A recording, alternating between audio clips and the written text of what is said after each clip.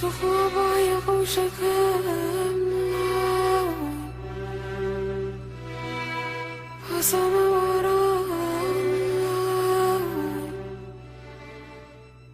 Well, you are right now talking with Kamran Zafar, the Executive Director of Global Peace Chain. Basically, I am from the country Pakistan. My name is Ijimani Patiño.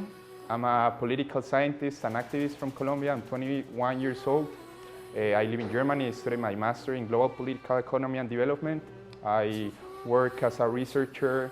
My name is Thiago. I'm from Brazil. I have Italian citizenship. I graduated in law, and now I'm living in Sweden and doing a master in peace and development work. My name is Mohammad Ahmed Tur, and I'm working in my capacity as the president of a youth-led organization which is called MAPS. And I'm a student of electrical engineering from Khawaja Farid University of Engineering and Information Technology. My name is Kelvin. I'm originally from Malaysia, but I've lived abroad for the past 5 years. And I'm currently in my third year of bachelor study in law, and I'm doing an exchange in Helsinki at the moment, Finland. So my name is Solim Baban. I've been working for 4 years as a volunteer, and I was the second winner of silver medal over whole Iraq Kurdistan. Hello, my name is Albert Mangami, and I am a scholar. I'm a student at Tsinghua University in Beijing, China. My name is Roman. I'm from Moscow, Russia. Here I'm from my internship program. I study foreign languages. Here at Salahuddin University, I study Arabic. In Moscow, I study English, Arabic, and Chinese languages.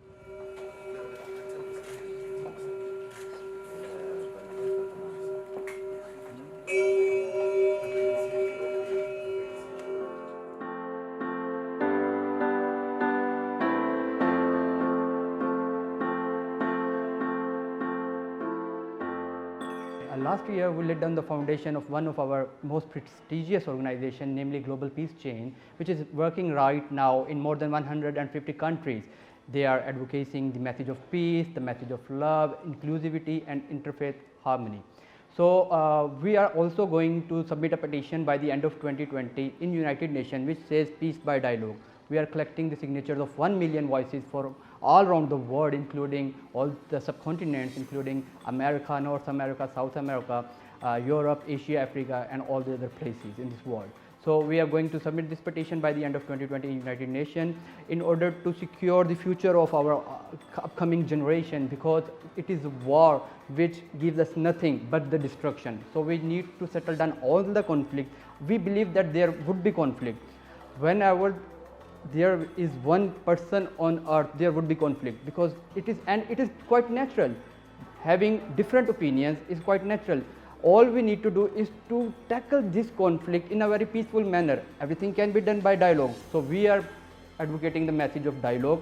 We want to tell the body of this world, those who are the policy makers, those who are the decision makers, we are coming as a peace agents, we are coming as a pressure group in the form of youth in this world, that you should take the action which is right for our upcoming generation. You owe us, and you have to bring some positive change in this world, that you should have adopt the policy to tackle the conflict by dialogue, not by war.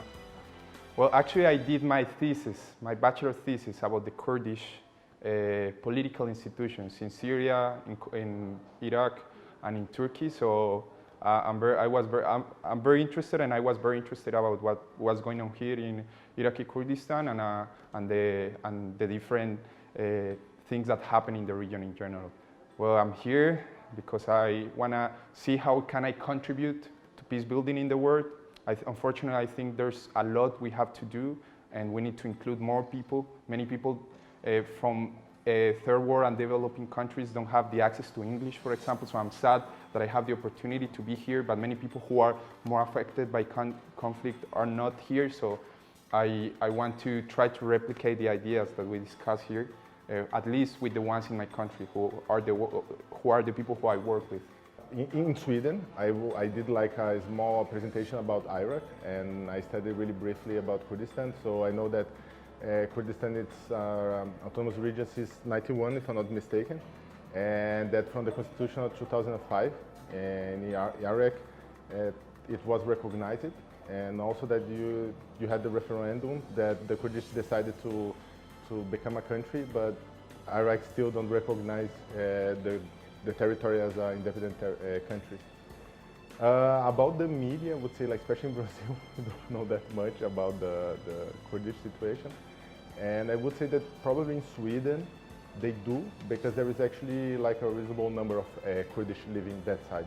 So I believe that because in my home university, there's a huge emphasis on liberal democracy, and because I travel quite a bit, so after 58 countries, I believe that peace is not just limited to one very limited view of values and understanding. So that's why I want to work towards an alternative understanding of peace, not as a complete absence of conflict, but more appreciating the differences and using that differences for the benefit of having a dynamics, but in a more balanced and harmonious way instead of a confrontational and a negative one. It's been 2 years I've been organizing my own events. So today me and my team organized a peace building event. So we brought delegates from out of Iraq, international delegates, to talk about peace and build a bridge between Kurdistan and Europe and other countries around the world. So it's a good opportunity to know each other more and talk and exchange ideas, talking about cultures and telling them how we live and what do we wear, what do we eat, and what do we do. And it's a good opportunity for them as well, so they can see our like country and city. And we want to tell them that we are the most safest people, and we are like them, asking for peace, asking for freedom, so we can like move forward. I have been involved in social sector since 2014, and I've seen that we have been really, disturbed by the peace and stability process when we go to some other countries, and there requires visas process and the strict security protocols. So we observe that there is a need and are to make peace in different countries with different countries and different nationalities. So that's why we are here promoting a message of peace, love, and interfaith harmony. Well, peace is actually a really interesting topic. My main focus is in policy, so how to bring about justice, and justice in a sense hopefully will bring about peace. My interest in that is because without a structural maintained peace, society has a habit of destroying more than just itself. People here are so pleasant, well, weather is amazing. For example, now in Moscow we have maybe 5 degrees above zero, and yesterday there was snow with rain, and here in Erbil the weather is amazing. People here are so pleasant, university is at the top level, so I'm very happy I could participate in life of this city, I mean.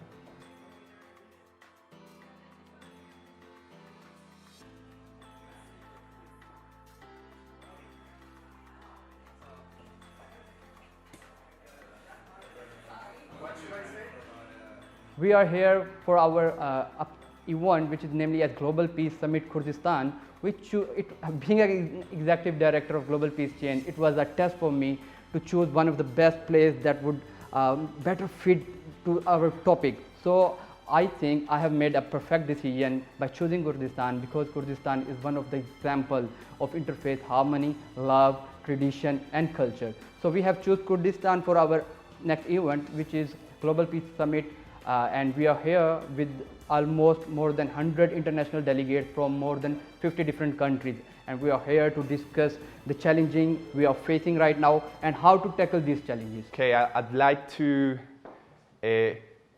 try to work in as many countries as I can, to spend at least 3-6 months. So because it's very important for me, at least till I'm 35 or 36, to understand like the different variations in our culture and mindsets. Because I think the problem in the world right now is that we don't have leaders who understand the way people in India, people here, people in Africa, people in my continent think. They only think the way the US, because they are from the US, they think they are all the world, or they are from Europe, and that's not true. So keep traveling and knowing as many things I can.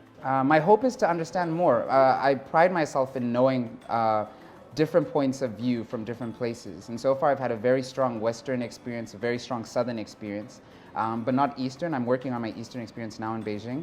And so Kurdistan is a perfect place to learn about peace from a Middle Eastern point of view, especially in Iraqi Kurdistan. I'm here because I think that's really connected to what I want to do in my future, that is working with security, this counterterrorism field, and handling the peace agreement with other countries. So I just felt that it's connected to what I'm studying. I applied, they accept me, and I just decided to come to check it out.